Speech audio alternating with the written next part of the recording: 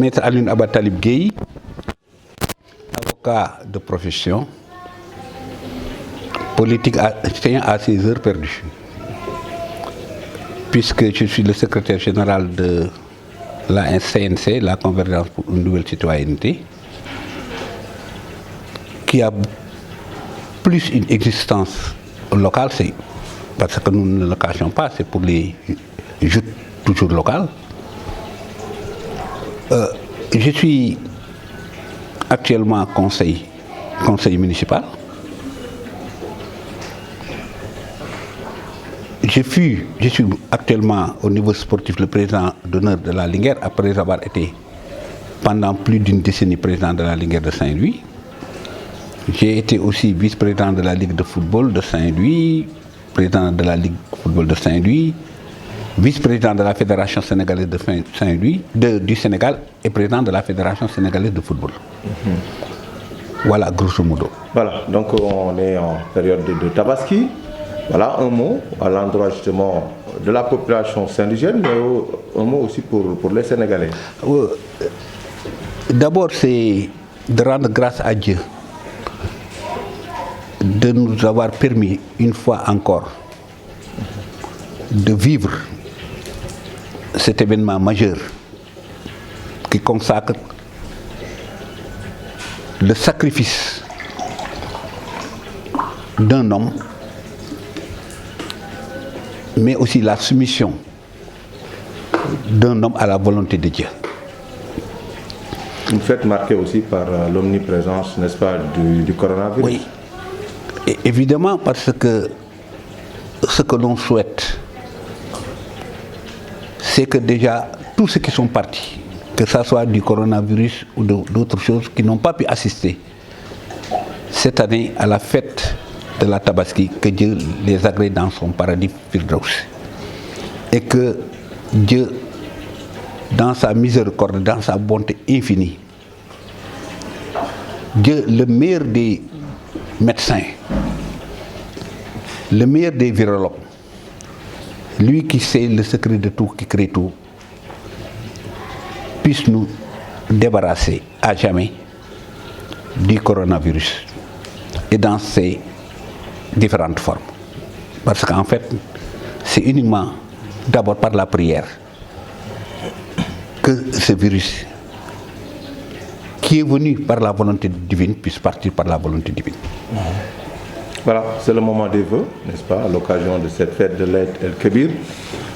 Si vous en aviez l'occasion, quel vœu allez-vous formuler, n'est-ce pas, à l'endroit du ministre-maire de Saint-Louis, Mamadou Mansour Faye? Bon, plutôt pour des vœux pour Saint-Louis. Des vœux pour Saint-Louis. Parce qu'en fait, monsieur Mamadou Mansour Faye est le maire de Saint-Louis, nous avons des relations privilégiées. Je lui souhaite plein succès, parce qu'en définitive, lorsqu'on est maire de Saint-Louis, on est maire de tous les Saint-Louisiens. Et comme j'ai l'habitude de le dire, lorsqu'un maire est là, lorsque les élections sont dépassées, il faut, s'il le souhaite bien sûr, s'il a une démarche participative, de faire un peu un consensus autour de l'essentiel pour Saint-Louis. Est-ce que c'est le cas actuellement? Bon, vous savez, à l'heure du bilan, au-delà de ce que la rue dit, je suis certain que face aux Saint-Louisiens, il fera le bilan à partir de ce qu'il avait promis pour Saint-Louis, ce qu'il a fait pendant les 5 ans, ce qu'il a fait pendant les 2 ans, et qu'est-ce qu'il souhaiterait pouvoir faire par rapport au mandat qu'il ne manquera pas de briguer. Parce qu'en fait, par respect à Saint-Louis, lorsqu'on est un maire sortant, on se doit d'aller à la sanction des Saint-Louisiens. Paix pour le Sénégal, prospérité pour le Sénégal, mais aussi pour Saint-Louis, dans un Saint-Louis uni, prospère et retrouvé. Alors revenons, n'est-ce pas, à la gestion, n'est-ce pas, municipale. Comment vous l'analysez? Je sais que vous êtes comptable justement de tout ce qui se fait, hein, parce que vous êtes conseiller. Même si, par ailleurs, bon, on vous a entendu critiquer certaines décisions. Comment vous analysez tout ça? Voilà, vous savez, le conseil municipal, dont je fais partie d'ailleurs, est cosmopolite et hétéroclite. C'est à l'image de l'Assemblée. Parce que qu'est-ce qui se passe? C'est la majorité qui exerce son dictat. Et cette majorité, c'est la majorité du maire. Parce que tout ce que le maire veut faire passer, passe, même s'il y a une minorité agissante qui dira non, mais ça ne servira à rien. Et malheureusement, cette minorité sera confondue dans ces décisions qu'il ne partage pas. C'est pourquoi il est temps de revoir le système de choix, non seulement du maire, mais des conseils municipaux, pour que ça ne soit plus des affidés du maire qui sont là. Lorsque vous critiquez, ils vous chahutent, mais lorsque vous dites oui, ils vous approuvent. Mais comment, en quoi faisons? Pour cela, dans le choix, il faut d'abord, et ce sera difficile, que dans la confection des listes, que ça puisse refléter ce que Saint-Louis a de compétences, ce que Saint-Louis a de gens capables de penser et d'agir pour Saint-Louis.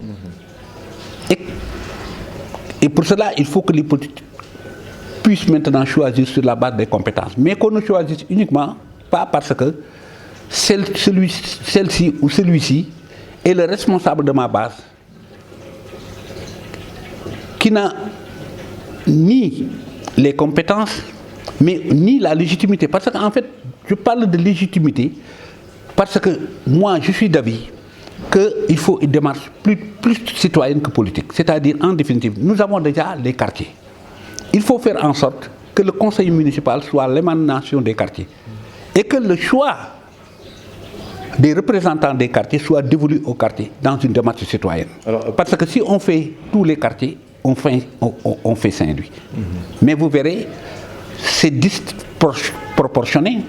Il y a des quartiers qui sont surreprésentés, d'autres quartiers qui ne sont pas surreprésentés.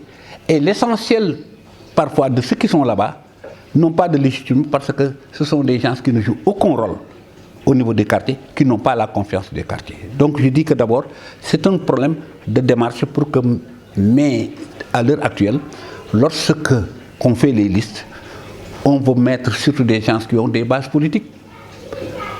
Pour que maintenant aussi, une fois au niveau du conseil municipal, qu'on puisse s'assurer, n'est-ce pas, d'une majorité qui puisse vous permettre de faire ce que vous voulez. Alors, maintenant, pour le bilan, ce n'est pas à moi de faire le bilan du maire parce que ce n'est pas lui. Un observateur averti, hein, qui plus est un politicien, non, qui est devenu par la force des choses un opposant. Toutes les fois que l'occasion m'est offerte de me prononcer sur des sujets ponctuels, je le fais. Mais de façon d'abord sur la démarche du maire, oui, sur le choix du maire, mais surtout par rapport à l'esprit qui devrait guider la politique municipale, c'est-à-dire mettre le citoyen au cœur du dispositif en écoutant les populations. Et peut-être la première chose que je pourrais certainement constater, reprocher, et je lui dis au maire, c'est en définitive l'esprit même des collectivités locales, c'est-à-dire le citoyen au cœur du dispositif. Le citoyen saint-louisien n'est pas consulté ou est mal consulté pour savoir ce qu'on veut. Parce qu'en fait, la politique municipale doit faire ce que doit être l'émanation de ce que veulent le peuple saint-louisien. Le magistère de Mansour Faye a été jalonné justement de décisions incomprises, contestées, impopulaires à la limite, comme l'avenue Général de Gaulle, comme le stade Me Babacar Seye et Tutti Kanti. Qu'est-ce qu'il faut véritablement pour justement donc, que les populations adhèrent justement à la politique qui n'est pas mauvaise, hein, n'est-ce pas, de l'actuel maire de Saint-Louis? Qu'est-ce qui manque au maire pour que son message passe? D'abord, je parlerai d'abord de la démarche. La démarche doit être conforme à l'esprit qui guide le code des collectivités locales. Le code des collectivités locales dit que c'est le citoyen qui est au cœur du dispositif. Il faut consulter les populations par rapport au sujet, mais ne pas prendre des décisions, n'est-ce pas, et ensuite vouloir les imposer à la population. C'est l'effet inverse, de telle sorte que parfois il y a des rejets. L'idée peut être bonne, mais il y a des rejets parce que vous y prenez très mal. Comment justement doit-il s'y prendre désormais? Alors, à partir de ce moment, d'abord, lorsqu'il y a des sujets qui intéressent les Saint-Louisiens, par exemple, on a vu les départisations qui étaient programmées. Vous avez vu le problème du SAD, vous avez vu les problèmes de Kharial et tout ça là. C'est-à-dire des marchands ambulants. Des marchands ambulants, c'est-à-dire impliquer les intéressés, c'est-à-dire aller vers eux, discuter avec eux, partager avec eux, recueillir leurs suggestions et pour ensuite revenir pour essayer de faire la synthèse et faire en sorte que ceux auxquels les mesures vont être appliquées, en définitive, se retrouvent dans ces décisions. Mais si vous restez dans votre bureau, vous venez le samedi et le dimanche quand vous pouvez, lorsque les grands décideurs, ou ceux qui veulent les grands décideurs au niveau de la mairie se retrouvent à Dakar, qui ne viennent le week-end parce que, qu'on se le dise, pour certains, la fonction de conseil municipal, d'adjoint au maire ou de maire, c'est une fonction du dimanche. Parce que du lundi au vendredi, ils sont en train de faire la fonction qui les intéresse. Donc, en définitive, la gestion municipale, la participation à la gestion municipale constitue une activité de week-end. Alors, justement, dans ce contexte, est-ce que Amadou Mansour Faye a une chance, n'est-ce pas, de rallier à sa cause justement le suffrage des Saint-Louisiens à l'occasion des locales de 2022? Vous voyez, moi, je ne suis pas un divin. Non, mais vous je ne suis pas un observateur. Oui, mais je ne suis pas un divin. Vous-même, vous voulez être maire, non, à la place du maire. Je ne suis pas un divin. Ce sont les Saint-Louisiens eux-mêmes qui vont apprécier pour le sanctionner positivement ou négativement. Et vous, pourquoi vous voulez être maire? Vous savez... Pour remplacer Mansour Faye ou pour faire changer les choses? Écoutez, vous... Ce que je n'ai pas dit à aucune radio, à aucune télévision, je ne vous le dirai pas. Parce qu'en fait, moi, j'ai une légitimité pour être maire.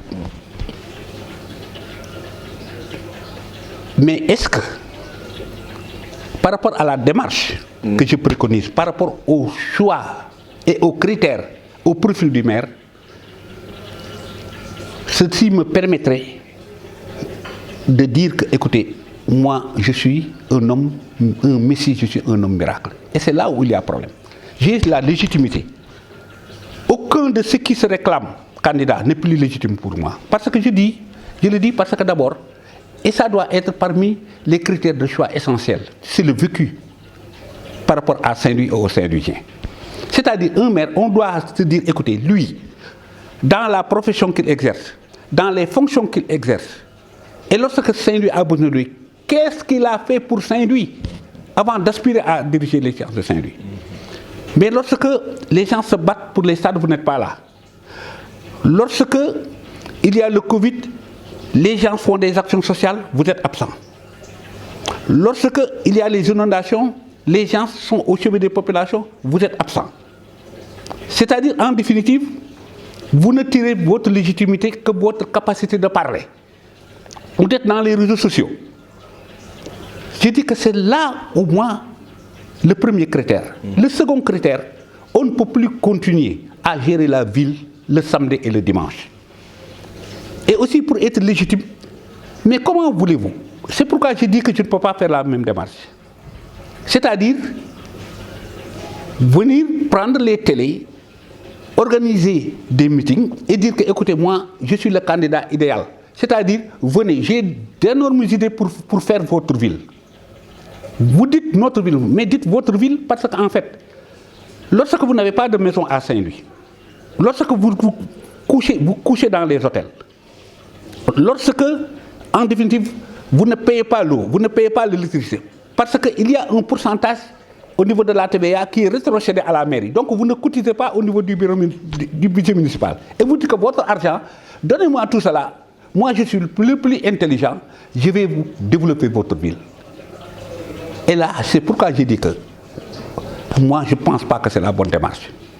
Saint-Louis ne fera que ce que nous, qui sommes là, qui vivons le quotidien de Saint-Louis, qui connaissons les problèmes de Saint-Louis, nous qui allons dans ces marchés,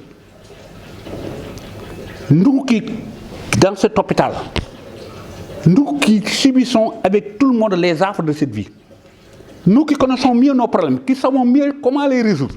Mais vous venez samedi, dimanche, vous dites que, écoutez, je vais vous résoudre les millions parce que je suis plus intelligent. C'est pourquoi j'ai dit que je ne le dirai pas à la radio, je ne le dirai pas à la télé. Mais c'est dans les maisons, c'est dans les salons qu'on discutera pour voir le meilleur profil. Je ne dis pas que je ne suis plus le meilleur profil.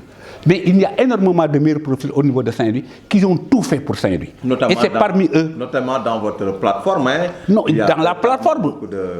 Mais dans la plateforme. Et hors de la plateforme. Et hors de la plateforme.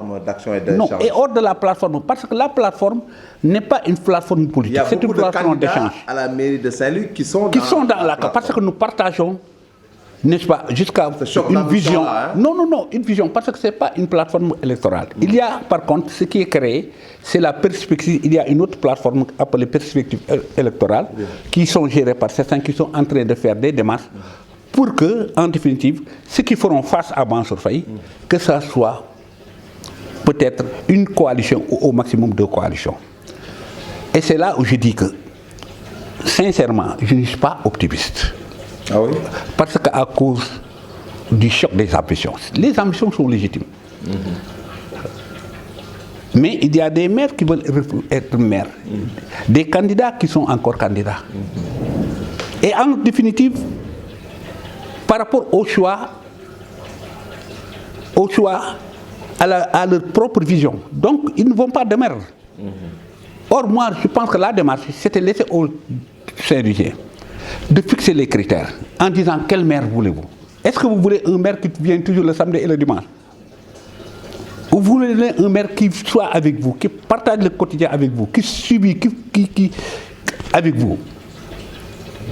Et à partir de ce moment, tout de suite, certains verront qu'ils peuvent être utiles à Saint-Louis, mais par rapport à Saint-Louis, ils ne doivent pas briguer la mairie de Saint-Louis. Si je vous comprends bien, le chemin est balisé pour une nouvelle mandature, hein, pour Mansour Faye. C'est-à-dire qu'il y a un boulevard devant lui.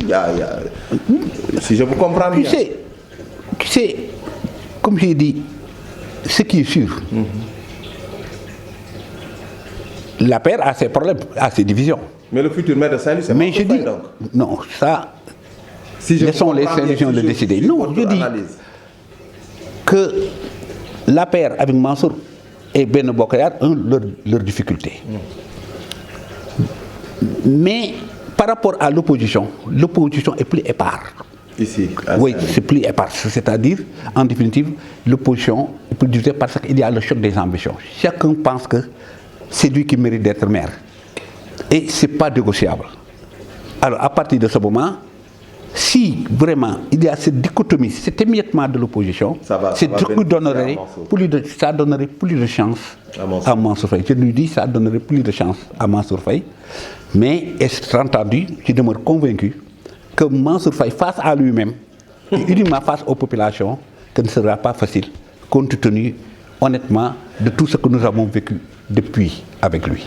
Alors une chose aussi, n'est-ce pas, qui n'est pas facile, c'est la gestion de la Linguère. En tout cas, ces derniers temps, heureusement qu'on est en première division, n'est-ce pas, on revient.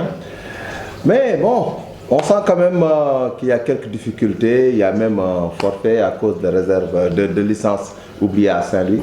Bon, ça vous inspire quoi, cette situation de... Voilà, hein, cette situation assez inconfortable. Oui, vous savez, d'abord... Je rappelle que vous avez été le président de la Linguère de Saint-Louis, combien d'années? 10 ans? Plus de 10 ans. Plus de 10 ans, vous êtes membre d'honneur, vous avez été président de la Fédération sénégalaise de football, mais vous connaissez quand même, vous avez de la matière, quoi, vous pouvez en parler.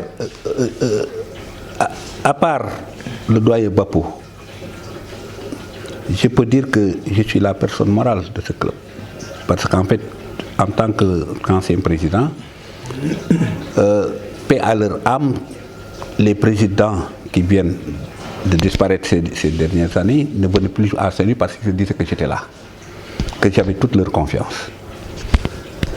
Et même les anciens qui sont encore là, lorsqu'il y a des difficultés, ils disent que nous nous déplaçons parce qu'il y a un maître, de par son vécu, sa sagesse, il pourra régler les problèmes. Et vous avez vu beaucoup de problèmes. Nous avons essayé de trouver au moins un compromis qui puisse sauver la Linguère. Cette année, on a vécu pas mal de problèmes. Ces problèmes sont en latence. Parce qu'il fallait tout uniquement qu'on se focalise sur l'essentiel, c'est-à-dire la montée de la Linguère. Ça y est, c'est fait. C'est fait. J'en profite pour féliciter le président, féliciter le président le secrétaire général du comité exécutif Masek, tout son staff, les techniciens, les supporters, les anciens de la Linguère, n'est-ce pas, tous Saint-Louis, tous ceux qui se sont de près ou de loin investis pour ce résultat. Les joueurs aussi. Mais les joueurs et tout le monde, c'est pourquoi je dis. Mais le problème, c'est que nous sommes assis sur une poudrière au niveau de la Linguère. Ah oui? Parce qu'en fait, comme j'ai dit, les problèmes qui étaient à l'origine des difficultés sont là. Je vais demander qu'on les apaise. Mais il y a des signaux qui font que ces problèmes risquent de revenir et de revenir. Quels sont ces d'une façon. problèmes? Le premier problème, c'est le problème du stade. Parce que vous avez vu, l'essentiel, ou presque la quasi-totalité, de l'encadrement et des joueurs et des supporters, vous avez vu, c'était contre la délocalisation. Nous avons eu un président qui dit qu'il parle en dehors de la Linguère, mais vous savez que lorsqu'on est président de la Linguère, c'est cet intérêt qui fait qu'on vous interroge, parce que lorsque vous n'êtes pas là, qu'on ne vous interroge pas, lorsqu'on vous utilise aussi, c'est à cause de cette qualité. Alors ça a mené quand même une certaine malaise. Mais vous avez vu ce qui s'est passé au niveau de la finale. Je vais vous dire, en tant que président d'honneur de la Linguère, si je vous dis que je n'ai pas reçu une carte d'invitation. Ah oui? Est-ce que parce que le risque qu'on voit, c'est la politisation de la Linguère? Ah oui? Vous pensez savez, que ce sont les positions politiques c'est bien, qui dictent... parce que vous savez, Ouais. nous risquons le syndrome de Saint-Louis Basket Club. Ah oui. Saint-Louis Basket Club est politisé. Et ce sont les mêmes qui sont autour de Saint-Louis Basket Club qui ont cherché par des voies à récupérer la Linguère, qui sont maintenant autour du président. Ah oui? La Linguère, Des politiciens... c'est bien, la Linguère, ceux qui participent à la Linguère, il y a des anonymes. Il y a des gens qui ont tout fait depuis des années pour que la Linguère soit là. Parce que si la Linguère n'a pas disparu, c'est la somme d'efforts de tous ceux qui se sont investis, ceux qui ont de l'argent, ceux qui n'en ont pas, ceux qui ont tout donné, mais qui ont tout donné sans afficher leur ambition. Vous savez, pour un match, lorsqu'on investit, mais lorsqu'on soutient la Linguère, il faut montrer qu'on soutient la Linguère. Qu'on a une démarche politique en mettant des t-shirts à votre effigie parce que vous êtes politique. Vous profitez de cela pour n'est-ce pas? Vous vous organisez autour de ça et les gens laissent faire. Qu'est-ce que Dr Dia n'a pas fait pour la Linguère? Est-ce que vous l'avez vu une seule fois? Une seule fois, avec des millions. Pendant combien d'années? Prendre des t-shirts et dire que moi, au nom de ma pharmacie ou moi-même, en disant que parce que, n'est-ce pas, ce match, c'est moi qui vais parrainer ce match, donc il faut que je mette mon image. Je ne parle pas de moi. Vous pensez... Mais je dis par rapport à d'autres qui ont fait. Le président Babacar Sy. Babacar Sy. Mais si maintenant on s'amuse à ce jeu. Vous parlez des responsables de l'APR, quoi. Je ne cite pas de nom, mais c'est par rapport au contexte que chacun voit. Non, chacun voit. Écoutez, vous êtes à Saint-Louis, vous allez au match, vous commencez ce qui se passe. Parce que si vous avancez des noms, c'est parce que vous en connaissez quelque chose, sinon vous ne devez pas passer aucun nom. Mais je préfère parler d'une façon globale pour que nous avons tous intérêt à préserver ce club qui est un patrimoine de Saint-Louis. J'ai entendu, dit quelque part, le président dire que c'est une association privée qui appartient à ces sociétés. La Linguère dépasse ses sociétaires. La Linguère dépasse ses dirigeants. La Linguère est un patrimoine pour Saint-Louis, est un patrimoine du Sénégal. Quand bien même c'est une association privée. C'est une association. Expliquez-nous un peu qu'on puisse comprendre. Parce qu'en fait, c'est la loi ce concept. Parce qu'en fait, c'est la loi de 1901. Une association, c'est en définitive des personnes qui se regroupent, qui créent. Mais cette association qui a été créée dans les années 60 et quelques, mais cette association, il n'y a pratiquement plus, à part peut-être Bapo ou deux, des survivants par rapport à ceux qui ont créé la Ligue, la Saint-Louisienne et ensuite la Ligue. C'est pour dire que c'est un patrimoine qui se passe de génération à génération. Faut-il revoir les textes non, parce qu'il y a les joueurs, il y a les techniciens, il y a les dirigeants, il y a les supporters, il y a les membres. Même les supporters, c'est tout un ensemble. C'est tout un ensemble. Il y a celui qui est là, qui est chez lui et qui prie, et qui ne mange pas lorsque la Ligue ne gagne pas, mais qui n'est pas comptabilisé au niveau des membres. C'est pourquoi c'est un patrimoine de Saint-Louis. Parce qu'en fait, lorsque nous gagnons, mais cette déferlante humaine, ce n'est pas les quelques membres qui constituent la Ligue et dont l'essentiel ne cotise pas. Il faut qu'on soit sérieux. La Ligue est un patrimoine de Saint-Louis. Il faut préserver ça, mettre ça à l'abri de la politique. Parce que si nous ne le faisons pas, n'est-ce pas, beaucoup vont se retirer. Des sportifs, uniquement des sportifs vont se retrouver. La Linguère est gangrénée par la politique. Je dis que c'est ce qui nous guette, parce que les signaux sont là. Le verre est dans le fruit. Le verre est dans le fruit, je le dis, en toute responsabilité. Et dans les instances, en temps opportun, n'est-ce pas, nous en débattrons. Parce que nous sommes les patriarches, nous sommes les gardiens du temple et nous entendons l'assumer jusqu'au bout. Alors parlons toujours football. Au niveau national, la Fédération sénégalaise de football, Maître Augustin Senghor, a-t-il le droit, selon vous, de briguer un autre mandat? Vous savez, avoir le droit et avoir l'éthique, c'est différent. Oui. Lorsqu'en fait, la légalité et la légitimité, c'est différent. La légalité, lorsque tout ce que le texte vous permet. Mais est-ce que tout ce que le texte vous permet, vous devez le faire? Partout on parle. Partout on parle, parce que même lui, lorsque Augustin Senghor briguait la CAF, c'est aussi au nom de l'alternance. Mais le football sénégalais a toujours existé. Avant lui, les gens y étaient. Après lui, les gens y seront. Et est-ce que même par rapport à son bilan, par rapport aux possibilités qu'ils avaient, est-ce qu'il a fait le meilleur bilan? D'autant plus que vous vous engagez à dire que c'était mon dernier mandat. Maintenant, vous dites que il faut en définir que je sois mandat, je sois encore un candidat. Et mieux, on est en train de faire une compromission sur le dos du Sénégalais. Parce que je le dis, le mot est fort, hein? Mais je le dis, parce qu'en fait,